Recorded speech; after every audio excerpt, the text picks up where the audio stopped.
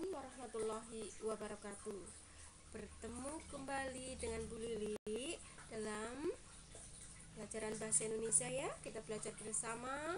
Kali ini kita membahas tentang cerita pendek, tetapi tentang unsur-unsur pembangun teks cerita pendek.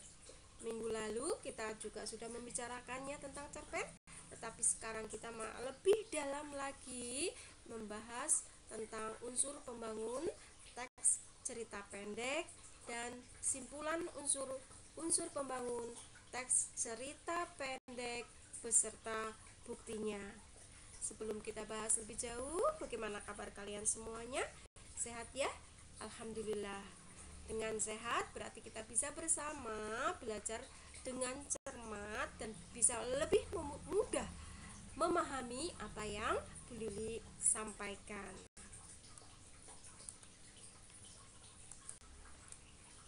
Sebelum kita membahas lebih jauh tentang unsur pembangun cerita pendek, mari kita sedikit mengulas definisi cerita pendek dari beberapa pendapat para ahli bahasa. Yang pertama, Burhan Nurgiantoro menjelaskan bahwa cerpen adalah sebuah cerita yang selesai dibaca dalam sekali duduk, kira-kira berkisar antara setengah sampai 2 jam.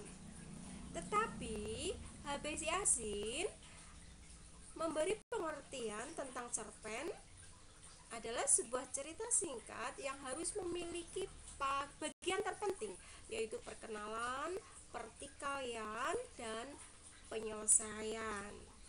Sedangkan menurut J.S. Badudu, pengertian cerpen adalah cerita yang hanya menjurus serta terfokus pada satu peristiwa saja.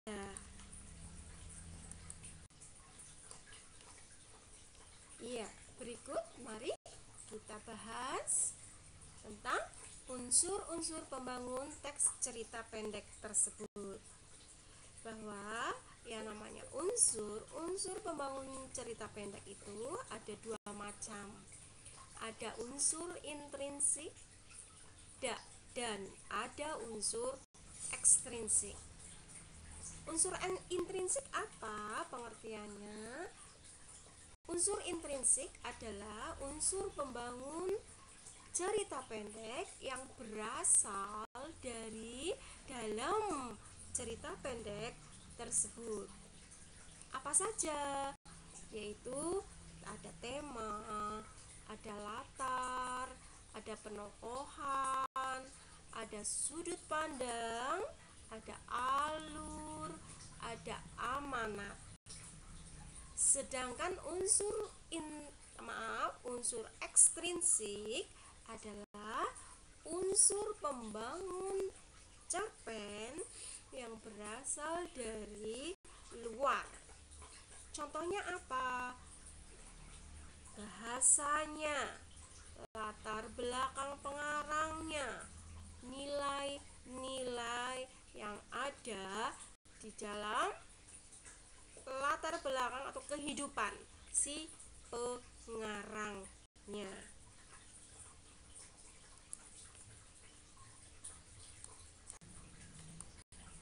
Mari kita bahas lebih dalam tentang unsur intrinsik cerpen yang berupa tema. Tema sering disamakan dengan ide atau tujuan utama cerita. Tema berisikan gambaran luas tentang kisah yang akan diangkat sebagai cerita dalam cerpen, sehingga sangat penting memikirkan tema sebelum menulis cerpen. Contoh temanya apa saja? Bisa persahabatan, bisa kasih sayang, bisa pendidikan, bisa kebudayaan, sosial, ekonomi, dan lain-lainnya. Mari untuk untuk kita bisa menyimpulkan suatu tema cerpen, Bu Lili akan memberi contoh cuplikan cerpen di sini. Lalu kita tentukan temanya apa sih cuplikan cerpen itu. Bu Lili bacakan ya cuplikan cerpennya. Ketika dunia terang, alangkah semakin indah jikalau ada sahabat di sisi. Kala langit mendung, begitu tenangnya jika ada sahabat menemani. Saat semua terasa sepi, begitu senangnya jika ada sahabat di sampingku. Sahabat, sahabat, dan sahabat. Ya, itulah kira-kira sedikit tentang diriku yang begitu merindukan kehadiran seorang sahabat. Nah, kira-kira tema cuplikan cerpen ini apa? Pastinya yaitu tentang persahabatan. Ya, demikian tadi contoh ya, menentukan tema suatu cuplikan cerpen seperti itu ya. Unsur intrinsik yang selanjutnya yaitu alur. Bisa dikatakan atau istilah lainnya jalannya cerita. Alur unsur intrinsik cerpen dibagi menjadi 3, yaitu ada alur maju, rangkaian peristiwa yang urutannya itu sesuai dengan urutan waktu kejadian atau cerita yang bergerak ke depan terus, itu namanya alur maju. Sedangkan alur mundur adalah rangkaian peristiwa yang susunannya tidak sesuai dengan urutan waktu kejadian atau cerita yang bergerak mundur atau flashback. Sedangkan yang ketiga, alur campuran adalah campuran antara alur maju dan alur mundur.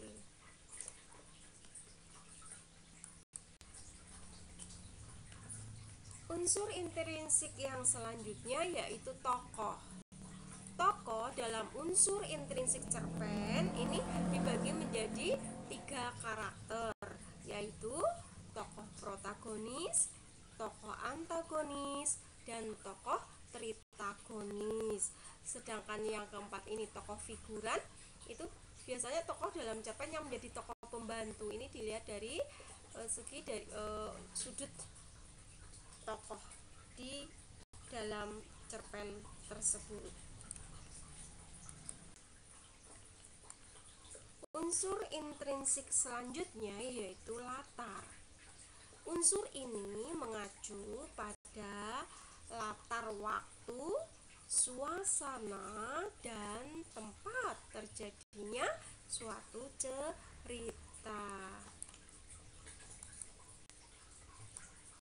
Sedangkan unsur intrinsik cerpen yang selanjutnya yaitu sudut pandang. Adalah sudut pandang dari perspektif atau kacamata siapa penulis menyampaikan cerita. Terdapat beberapa sudut pandang yang digunakan. Yang pertama, sudut pandang pertama menyampaikan cerita seakan penulis adalah tokoh dalam dan menggunakan kata ganti aku. Sudut pandang orang pertama di sini dibedakan menjadi 2, yaitu sudut pandang orang pertama pelaku utama, yang kedua sudut pandang orang pertama pelaku pendamping atau sampingan. Yang kedua, sudut pandang ketiga menggunakan kacamata orang yang melihat atau menyaksikan dan menggunakan kata ganti dia, mereka, dan sebagainya. Ini dibedakan menjadi sudut pandang orang ketiga serba tahu dan sudut pandang orang ketiga terbatas.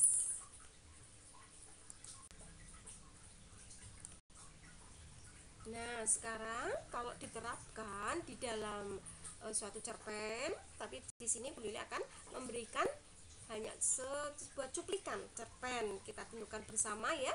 Kita tentukan bersama cuplikan cerpen ini memiliki sudut pandang orang keberapa. dibacakan ya cuplikan cerpennya.